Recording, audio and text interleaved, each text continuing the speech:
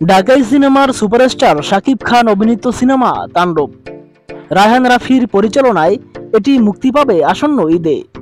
ইতিমধ্যেই শেষ হয়েছে সিনেমার শুটিং, চলছে সম্পাদনার কাজ। সিনেমাটি নিয়ে ইতিমধ্যে নেট দুনিয়ায় চলছে তুমুল আলোচনা।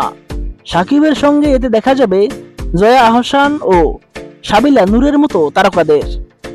প্রথমে শোনা গিয়েছিল তাণ্ডবে শাকিব খানের সঙ্গে চমক হিসেবে পর্দায় হাজির হবেন আরফান নিশো কিংবা শরীফুল রাজ।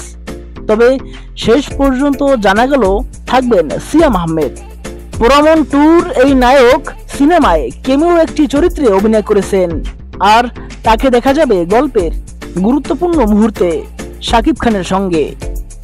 প্রযোজনা প্রতিষ্ঠান সূত্রে জানা গেছে দেশের একটি টেলিভিশন চ্যানেলে হামলাকে কেন্দ্র করে এগিয়ে যাবে তাণ্ডবের গল্প।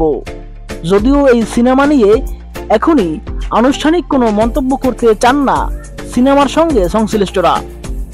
তাণ্ডব সিনেমার গল্প রায়হান রাফির, পরিচালকের সঙ্গে যৌথভাবে চিত্রনাট্য করেছেন আদনান আবিদ খান।